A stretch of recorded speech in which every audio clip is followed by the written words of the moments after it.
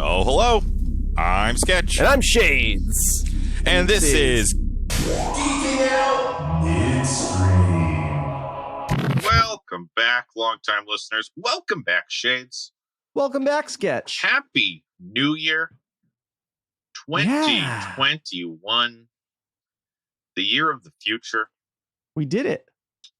The future is now. We did it one way or another. And I think as soon as that clock chimed, I think everything's over.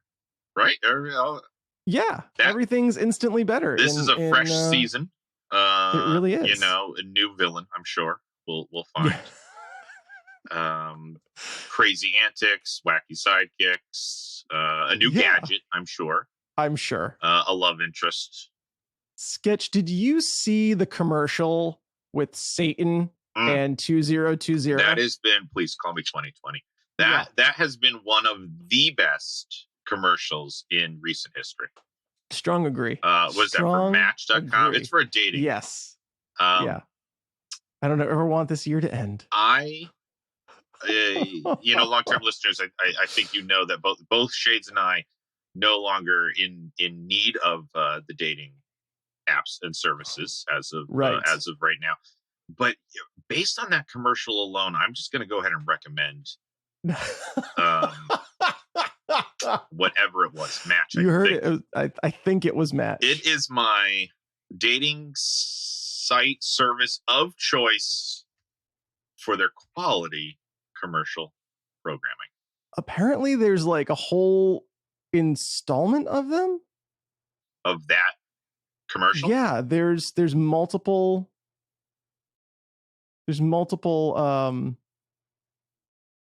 installments. Well, it was a great commercial. Have you ever heard of the story of Long Man? No, I can't say I have. We might have to talk about that a little bit later. There was a series of commercials for I believe it was a chewing gum in Japan. So the commercials were kind of ridiculous, as Japanese commercials tend to be, but they ran for a span of a long period of time, and they told a sequential story. Interesting. Oh, I might have to send you the link to the whole story. Oh, later. Please do. I would love to watch it. Then we can geek out over a Japanese commercial. I'll do it. I will. Have I ever shared the oh boy, I think it's for a cheese brand, but I can't remember what language it's in, but they have a panda. And like the panda tips, like it always ends with like the panda wreaking some kind of havoc. I think yes, you have. He like flips over a shopping cart. He unplugs someone in the hospital. Like, we should do an episode. We should do an episode just on commercials. Yeah. My wife knows that I have a lot to say about commercials. We have this little game that we like to play, and by we I mean me. And she rolls her eyes, but we'll see a commercial, and usually if we're seeing something with a commercial, it's on live television, which I then promptly pause on our TiVo, and I say, "What do you want to think my issue is with that commercial?" And then it starts a conversation. So, I have a lot to say about commercials. So, guys, longtime listeners, look forward to an episode about commercials. Sketch, this just blew my mind. I Googled that. That is Ryan Reynolds. In the Panda? No, in the Match.com. Ryan Reynolds created that ad spot. Good. I don't know if he's playing Satan or not. Wow. Good on you, I'm Ryan gonna go Reynolds. on a limb and say that it's probably him. I don't know, but he joined the Match board. He's on the board of directors. Wow. Over the summer in 2020. Yeah. That's insane. He's an investor in Match.com. Well, he has a strong sense of humor, and it shows in that commercial. Match and Content Studio Maximum Effort created that commercial. Oh, yeah, Maximum Effort. Yeah. How about that? Maximum Effort. So, guys, if you're just joining us, you are tuning in after our 2020 commercial spectacular. No, I'm just kidding. If you're joining us live, You're joining us after our big Muppet Christmas episode. You got to have a Muppet Christmas episode, and yeah. And now 3 years in, we have ours. We have ours finally. And we talked specifically the Muppet Family Christmas TV and a Muppet Christmas Carol. And a Muppet Christmas Carol. We dissected featuring Michael Caine, doomed babies, and terrifying Muppets of Christmas Past. And I mean, we really unpacked the fleece out of that. It was one of our most terrifying episodes. Probably. I would agree, Sketch. But boy, what fun. What merriment. Shades, do you have any corrections or take-backsies or anything from Muppets? I mean, you're a strong Muppet supporter. I am. I will just... I don't have any take-backsies or corrections. I've been hard on current Muppets. You have been. I have been very hard on current Muppets. And, things have to grow and change. And I would just like to take back some of the shade I've thrown to current Muppets. How big of you? Yeah. It's things have to grow and change and evolve to stay in the blinking eye of the present. Mm-hmm. Let us say. Yeah. Oh yeah. For sure. Here today, gone tomorrow, and the Muppets have endured. And they might not be my Muppets anymore, but they're doing what they can. Well, let me ask you this now. Follow-up question, seeing as you're being gentler, shall we say, fairer to the sure. Muppets. Has this changed your stance on Muppet legs? No. Strongly against Muppet legs. Fucking creepy. I'm with you on that. We don't need it. We don't need Muppet legs. The world didn't need Muppet legs. They really don't. You know how much more believable a Muppet is when you just see it from the waist up? It's so much more believable. Strong agree. I had an in-depth conversation about this when my dog, Ampersand, his full name is Ampersand T-Dog, by the way. Mm-hmm. Someone recently just got that his name is And the Dog. Mm-hmm. That's nice. I won't name who that person was that just got it like the other day. Well, they're heavily involved in Ampersand's life. I guess you can't really have another dog. No. Yeah. No. That's that trick only works once. Yeah. But he was standing up in the window, and I was looking. I was like, because he's a very Muppety dog. Oh yeah. And like, oh, I guess maybe Muppet legs aren't that creepy because like when he's looking up, like his upper body is just disproportionate to his hind legs. Yeah, it's like they don't support him. But then it was like, no, Muppet legs are just creepy. They're just creepy. And I would. They don't support the weight of the puppet. It's like the puppet is floating there. It's like there's something just wrong about that. It weirds me out, man, and I don't like it. If you, to be fair, if you saw Ampersand walking towards you on hind legs, 3:00 in the morning in dim light, it would creep you out too. It would terrify the shit out of me. Yeah. So, it's just we're anti noodle legs. We're anti little thin noodle legs that can't support a body.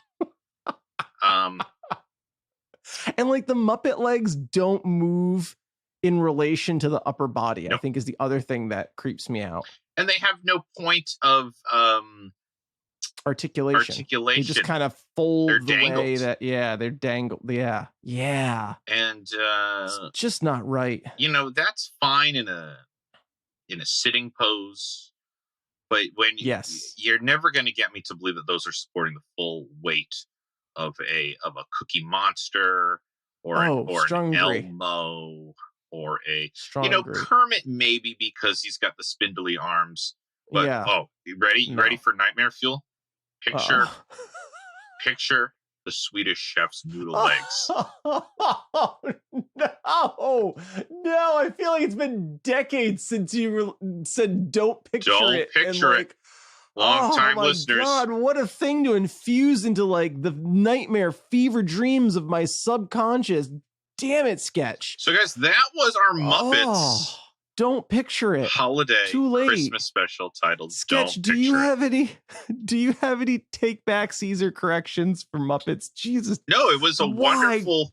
Damn you, would you say that? It was a wonderful way to end an otherwise not wonderful year. Yeah. I was delightfully surprised by both.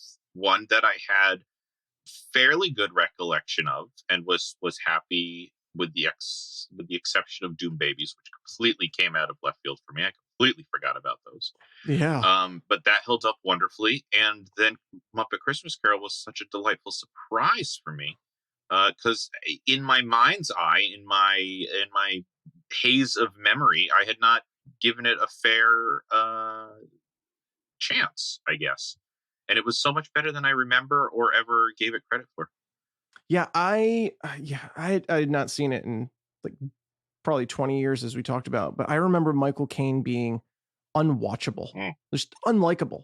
Mm-hmm. And that's a child's perspective. And then, as an adult, I mean, my God, that man can act against Fleece. Humbug. Have you ever seen Norm the Gnome? No. Have you heard of it? No.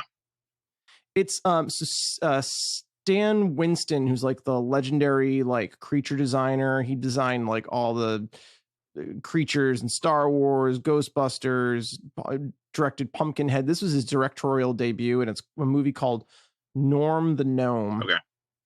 And Anthony Michael Hall is in it and acts opposite him. And right up there with Michael Caine acting against like an animatronic puppet creature. Like, I would like to see a movie now, like Anthony Michael Hall and Michael Caine in a Happy Time Murders-esque vehicle, because like those men can act against a Muppet. Yeah.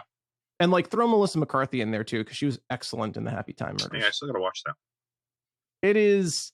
I mean, it was not my brand of humor, but it was fantastic. Directed by Brian Henson. Well, there you go. I thought it was a nice little jab at what maybe he feels Disney has done with the Muppets. Oh, now I'm more interested to watch it. It was very good. It's not my brand of humor, but it's very good. All right. That's a recommendation. The Happy Time Murders. Very good. It's on Netflix. Enjoy. So, Shades, any news starting out this 2021? The sun rising on the horizon. Yeah, here's something that I just heard that I'm very intrigued in, and I don't know if you've heard anything about it, Sketch, but I have heard from the grapevine that Disney is developing a Firefly sequel. Nope, I had not. This is literally the first I'd heard of this. Yeah. And it will follow the daughter of Wash and Zoe. Oh, nice. Yeah. And I mean, I am just giddy. Yeah. Like with hope that gets developed and that it's good. And very, very limited information as to what's happening. It's, early stages of development. Yeah, early. Was something that was announced recently. Oh. I'm very excited. That world is rich and so untapped. Yeah. That you could do. Yeah. Yeah, that would be great. It really is. And at first I was kind of sad to think that my old favorites probably wouldn't make an appearance or just in a limited like cameo capacity. But sure. I mean, Serenity wrapped up that story so well. Yeah. I mean, there are still some lingering questions, and they've done a great job with continuing to tell the story of those characters in the comic universe. There have been like 4 or 5 really, really wonderful comic continuations of Serenity. And that story of Mal and River and their stories of belonging really were wrapped up with a nice little neat bow at the end of the Serenity movie. And I'm okay with those characters. Yeah. Don't muck it up. Moving on and getting some new protagonists. Yeah, some fresh blood to dive into. Yeah, within a universe that I very much enjoy. Yeah. Yeah, that's how I feel a lot too with the Star Wars universe and everything. No, like the Skywalker saga is it's a dead horse at this point, and like, you got such a yes, you have such a gift in terms of this mythological world universe that we all know, right? Just give us some new people in it. Yeah, let's watch their stories now. We don't need to be tied in. But the spoiler alert. We'll talk more about that a little bit later. More about. Spoiler alert. I have grown my contractual Jedi beard. Yep. It's that time of year, folks. It is that time of year, folks. We have a very tight contract on the show. Very tight contract. It was a little dicey there, but I was able to get the follicles to sprout in time. Yep. Yeah. Your wife, very upset wedding time. She did not want the Jedi beard, and I reminded you. I said it's in the contract, Shades. It is. Yeah. There was just enough. Fortunately, I grow beards very quickly. Yeah, and you got married before we started the podcast, but the contract was already in place. It was already in effect. Mm-hmm. Yes. Yep. And I'm a stickler. I'm a professional. Yep. So yeah. That is true. A professional reviewer of cartoons and geek ephemera on the internet. Absolutely. Yeah. And I wear that badge proudly. Sketch, do you have any news from the multiverse? I don't have any really news from the multiverse. I mean, I have like personal news of like I finally finished some things over the holiday season that I wanted to. What are your thoughts? Well, I finally did, even though I didn't finish it when I wanted to. I finally did finish Breath of the Wild, Zelda Breath of the Wild, and it was absolutely wonderful. So I stand by that. And I also finished Zoid's Wild on Netflix finally. Oh, cool. And it was horseshit. But you know what? It was Zoid's, and it was on Netflix. So I watched the whole thing because Zoid's Wild Zero, I've seen some subtitled clips. Gosh, that has the potential to be the best Zoids yet. Is that the next series coming out? It is. Okay. And it's already come out in Japan. It's actually currently releasing in Japan. So I'm trying,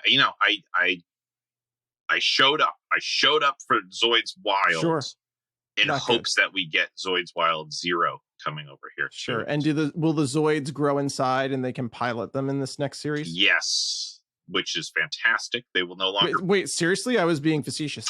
Yeah.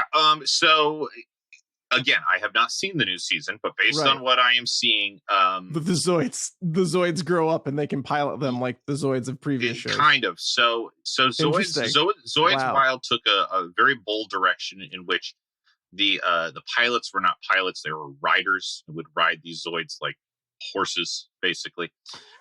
Which is just, I mean, it's a recipe for maiming and just horrible death. But it's a kid show, so no seatbelts. You're tossed. No airbags. You're tossed off when the plot tells you to be tossed off, and otherwise you're like fused to the outside of that Zoid. Sure, super glued to the seat from the seat of your pants to the back of the Zoid. Exactly. And what Zoid's Wild Zero seems to do is it's a completely different story. It's a completely different plot. It's bringing it back to Chaotic Century and Guardian Force, in that there is a war going on. But interesting. One of the reasons why I think they've maintained the name of Zoid's Wild is because the Zoids in this episode or in this series are the Zoids from Zoid Zero. Wild. Zoid's Wild. So, like for example, there's like a raptor type Zoid, which in Zoid's Wild is ridden on the back of, but in the clips that I've seen of Zoid's Wild Zero, the pilot is once again nestled safely within that raptor Zoid. It's the same Zoid, but we've changed the proportions and it's grown. Yeah. And Zoid's Wild Zero, as it takes place during wartime, we finally get projectile weapons back. So, cannons and guns and missiles, whereas Zoid's Wild was all physical attacks.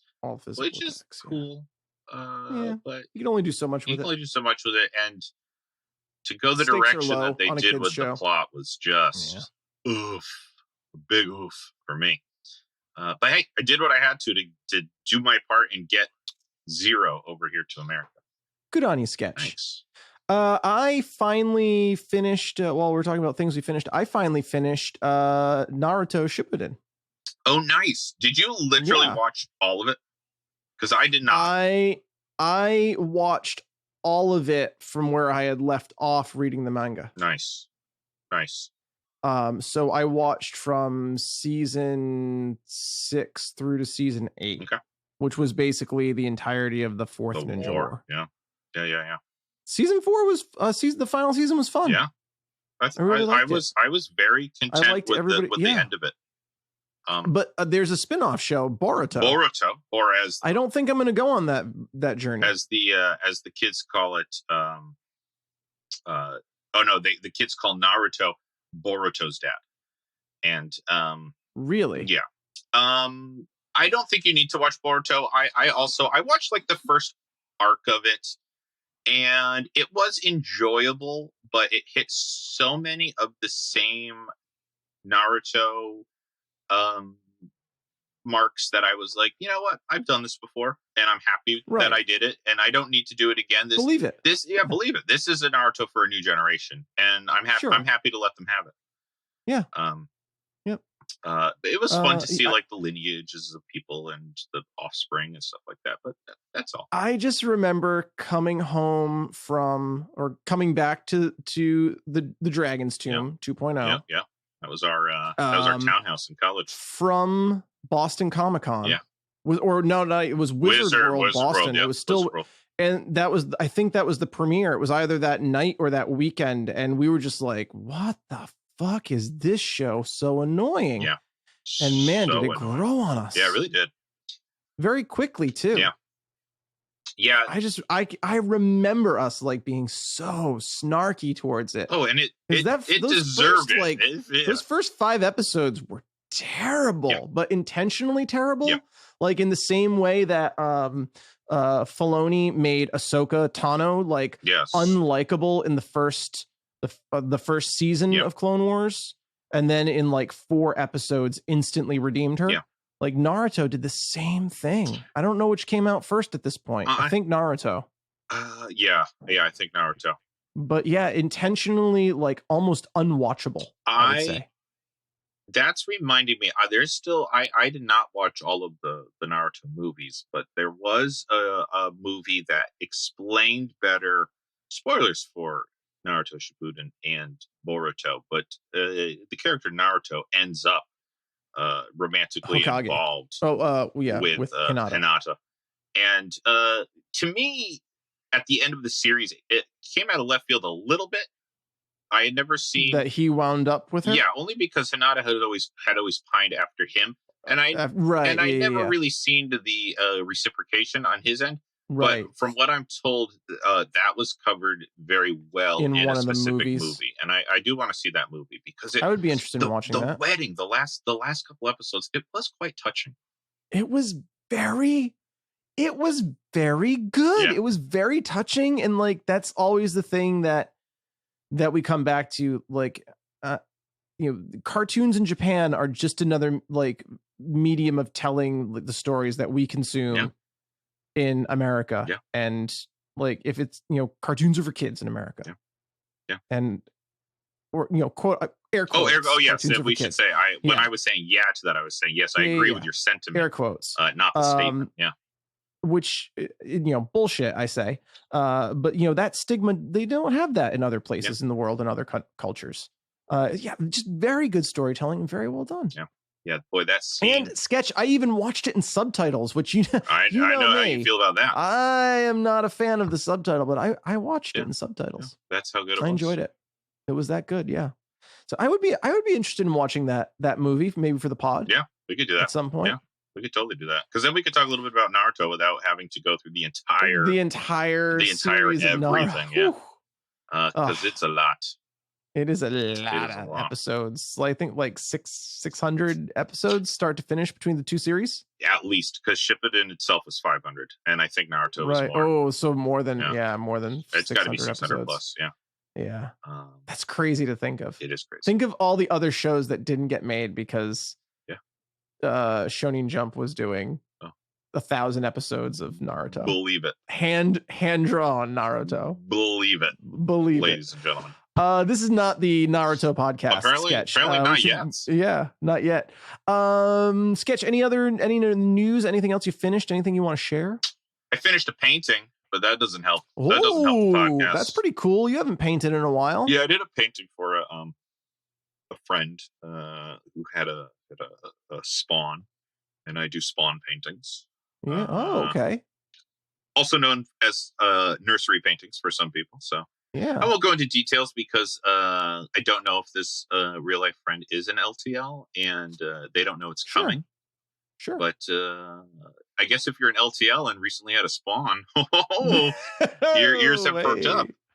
Yeah. But yeah, it was nice to get the old brush out again, and if you've been following along with the art on the Instagram, you can see that I do the episode art now mainly digitally. So it felt good to get an old analog brush out again and some good old messy paint and have some fun. Similarly, I plugged in my amplifier for the first time in probably 5 years. Yeah. Because I usually plug my electric, if I play my electric car, I usually plug it into my computer now. Mm-hmm. And there's just something about plugging into an amplifier where everything just plays a little truer. Yeah. There's something to be said for that analog, and I will. It is an analog amplifier. It's a valve tube amplifier.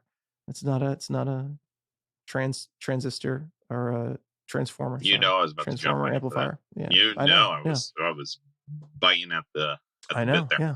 I mean, this is how we feel about like effects, practical effects, man. Practical effects, even in our life. Sketch, I got a few more things I just want to throw out there. Sure. We talked very briefly in a midstream about the She-Hulk series that was going to Disney Plus.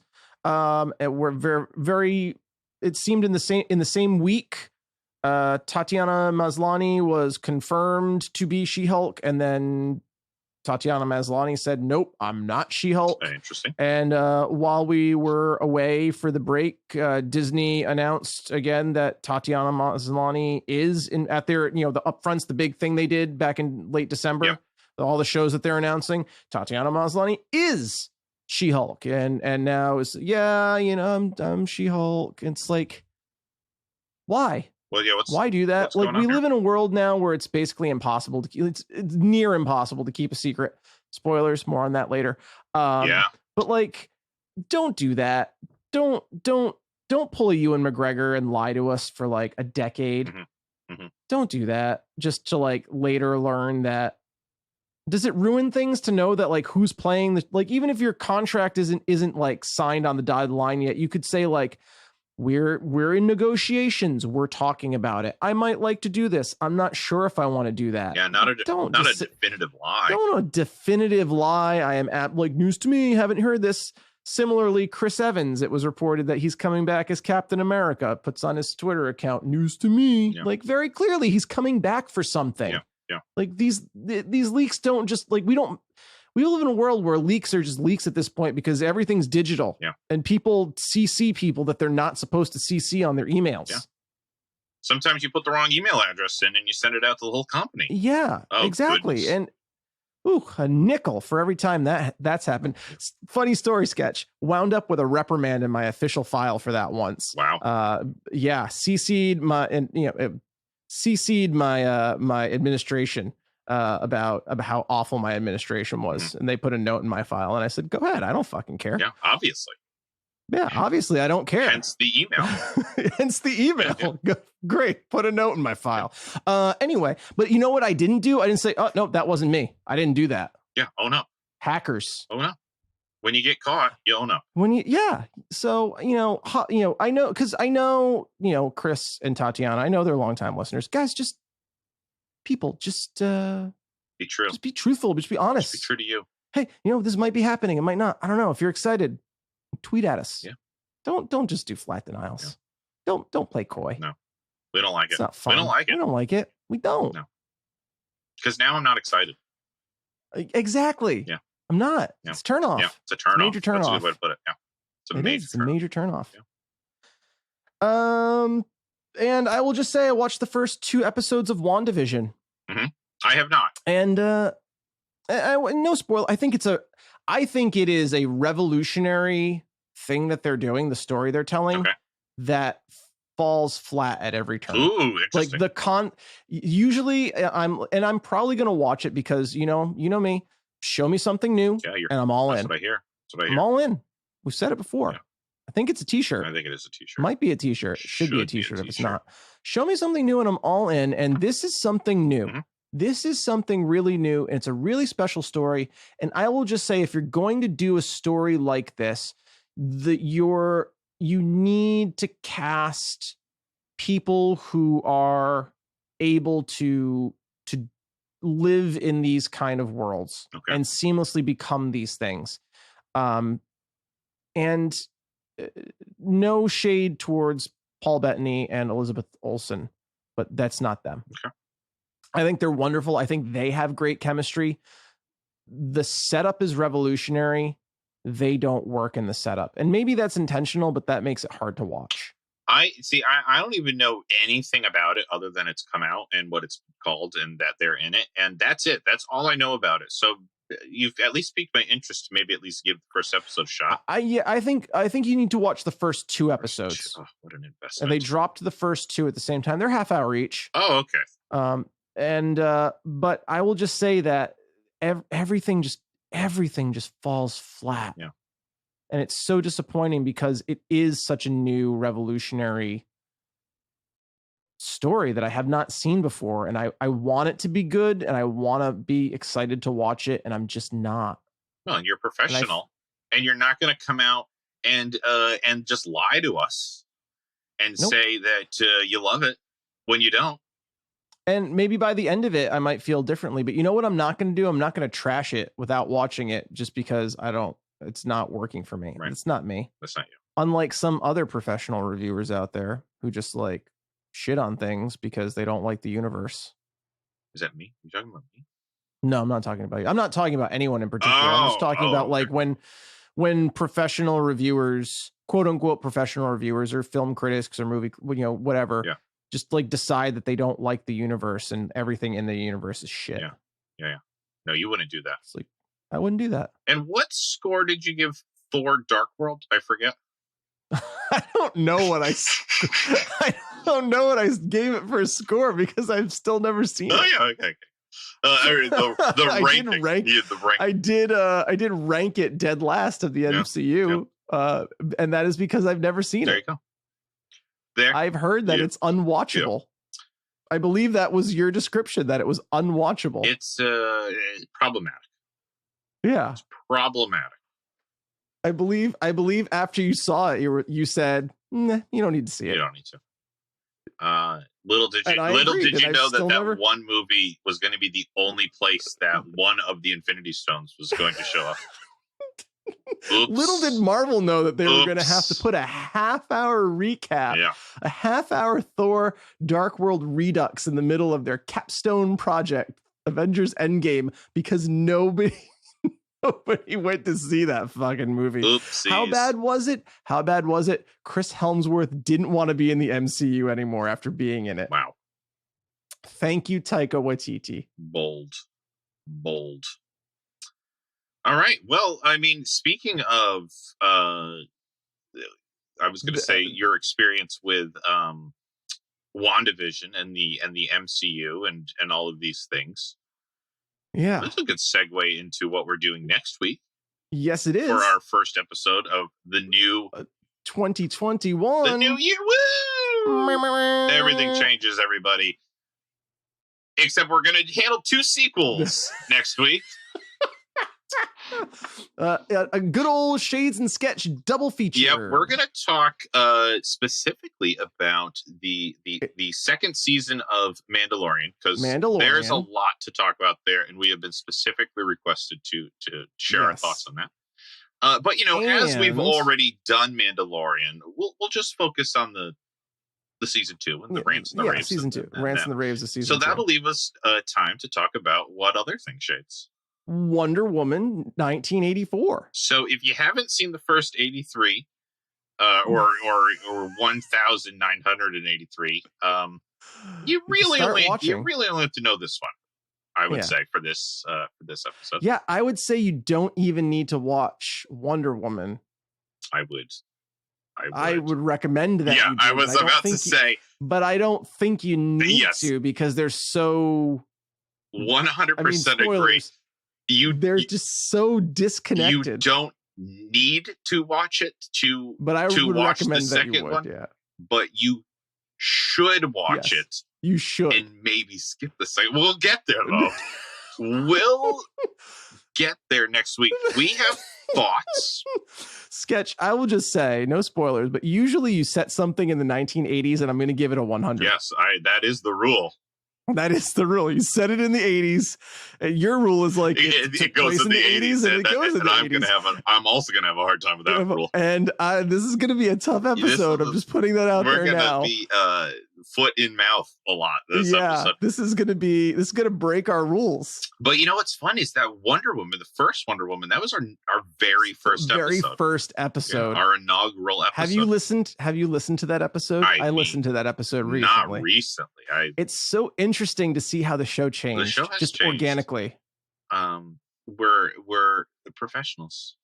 We are. And it was so interesting. I was like, oh yeah, I forgot we used to do that. Oh yeah, what about that? Oh, yeah, maybe I don't miss it. Maybe I should give it a listen before we. It was interesting before we dive into the sequel, if you will. And is it? I don't know. You know, there's a lot to unpack. There's a lot to unpack with Wonder Woman, and there's a lot to geek out with over Mandalorian season 2. So cool. So that's going to be next week. For our first official episode of the new year of 2021. Yeah. Keep saying that. FU 2020. The first sequel in this new decade. Yep. It's only fitting that we start. Or is it the first installment of the new decade? What starts the new decade? 2021 starts the new decade, right? But does 2020 end the last decade? How does that work?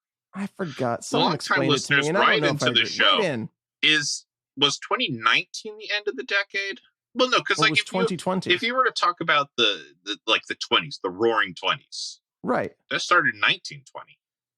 Sure, but like when you talk about like you get into sure, you know what? Yeah, I'm with you. I don't know. Long-time listeners, if you disagree, write in. I'd kind of like to know. This isn't the top of my priority list, but if you like definitively know the answer to this, sure, I'd be interested. I'll give you a shout out. Is this a level 1 emergency? Shout out Hank and John. Yeah. The Brothers Green. There you go. It's a fun podcast. I still got to listen to that. I will. It's a good one. That's a level 1 emergency. That's another real life news thing. I put a new stereo in my my new old truck so I can finally listen to my phone again while I drive, so I can get back into podcasts. I did that to the Shadesmobile. Nice. So I could connect to Bluetooth, my phone, Bluetooth, without having a wire running through my car. We are look at us. We're begrudgingly entering the 7-8 years ago phase of technology. One I got though looks almost exactly like the factory radio that came with it, and where the tape deck would be is where like you lift up a door and that's where all the USB and aux plugs are. Nice. That's nice. Yeah. Is yours like that? No, it is not like that. Oh, okay, that's good. And my truck didn't have the factory radio in it, so I couldn't even match it anyway. No worries. But I'm still happy with what I got. So. Yeah, so I can get back into some podcasts. Podcasts like Geeking Out with Shades and Sketch. Yeah, recommend it to a friend. Everybody, wherever you listen to your podcast. Maybe a 1996 Ford Ranger. Maybe a 1991 Pontiac Firebird. Probably not, but maybe. So guys, so we'll see you next week. We'll talk to you next week about these very important end of 2020 sequels, and then we'll just dive right into 2021. Yeah. I'm looking forward to it. Jump right into the deep end. It's gonna be a good year. Expectations are low. I mean, there's almost nowhere to go but up. So, guys, thanks for joining us. Happy New Year. And on that note, we'll see you next time. See you next time.